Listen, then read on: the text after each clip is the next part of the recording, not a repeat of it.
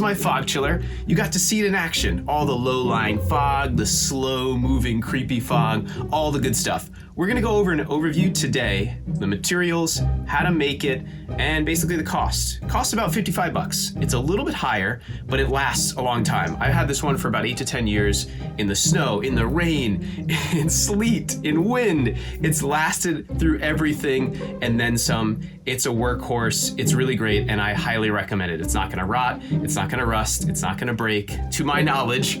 So let's go through it today and see what you can do to make your own fog chiller. Let's check out the materials. 1 plastic trash can, preferably 32 gallons, 3 4-inch by 10-foot corrugated drain pipes, 1 4-inch drain pipe cover, 2 pieces of scrap wood, 1 fog machine, 3 to 6 bags of ice or some dry ice. Now I removed the fog machine out of the price equation just because I already had one, and this is to make a fog chiller. So I'm assuming that you already have a fog machine. If you don't, I make some recommendations later on in the video, so check those out. You guessed it, it's fog chiller time. Nothing sexy at all. Literally a black garbage can. I think these were 10 bucks at Lowe's or Home Depot. I just added this little piece of wood where the fog machine goes. Just a quick note here, the fog machine is really hot, so keeping it outside of the trash can really helps cool down everything inside. So this is just the way I do it. You can do it whatever way you want, but I've just found keeping it outside of the fog chiller itself where it cools down the fog is always beneficial.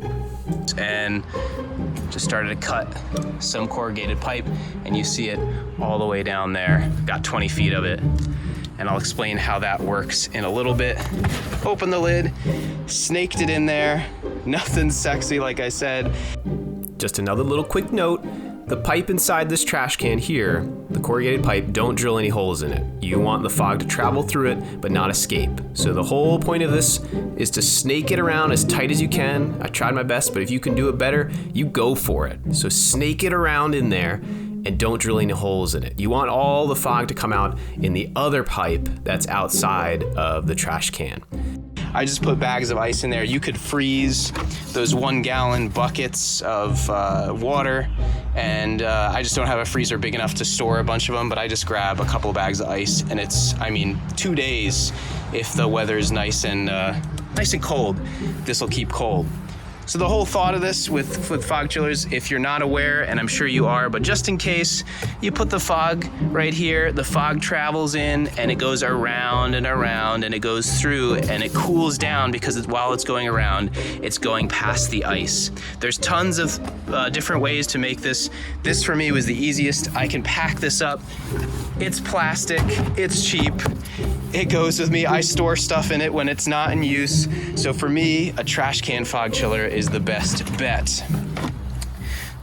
I'll talk about fog machines and I'll talk about the piping right now. This is a great all-around fog machine that I like. It's the Chevy Hurricane 901. It produces a lot of fog. It's got a decent reservoir that can come out, and you don't need a lot. You can do pretty much a lot of good stuff with this. You can go up and get the Poseidon series for $2,000, but I think this ran around 150 bucks, $130, and this is perfectly fine for a fog chiller.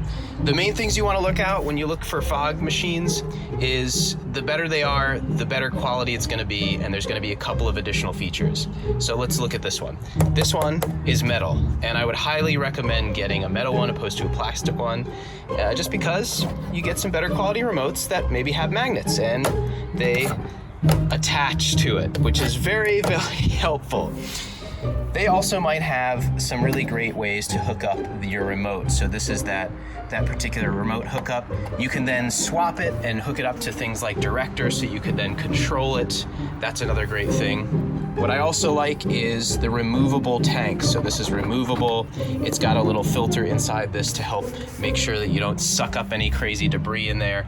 And so that's another great thing to look up, is whether this is removable. Some might have adapters, things so you could hook it up, hang it. That's always a great plus, especially if you're doing things all from above the ground or hanging from like scaffolding. And then most will have, a cord that will disconnect, but a very heavy gauge cord, which is always great. I always like to have a separate on and off button too, so that's always great to have just in case you need to kill the power, or at some points, you have it on, and then when your whole show goes on, it automatically turns on. So those are some great features to look for when looking for a fog machine for your fog chiller. Let's talk fog piping. So this is the 4-inch by 10-foot corrugated piping without the perforations, just because those perforations were like here, they were everywhere. I thought the fog was going to escape a lot faster, and this for me helps tremendously to keep the fog kind of flowing out, especially when it's cooled down and you want it to slowly creep out. So I drilled my own holes in a corrugated pipe. Say that 10 times fast. And this is the 4-inch by 10-foot. It's about $10. I mean, the only problem with this is you gotta fit in your car somehow, so you could kind of wind it up. But these have been phenomenal for me. I have 2 of them, so that makes 20 feet. And then the third one is wrapped up into the fog chiller, which I showed. So let's attach this. They're really easy to attach.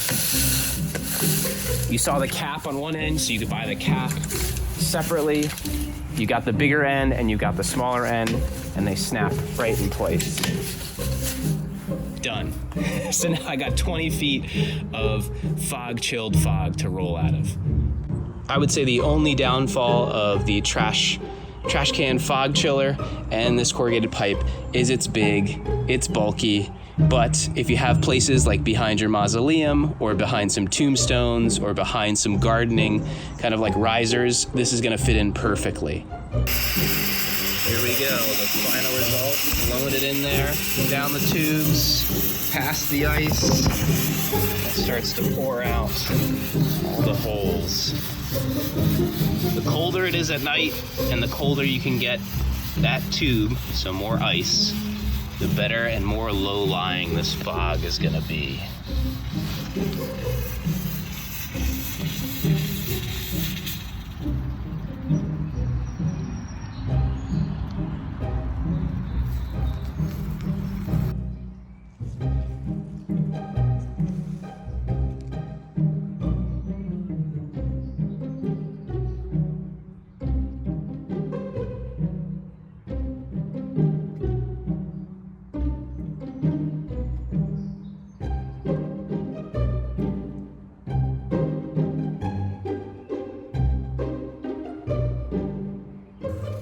Until next time, happy haunting.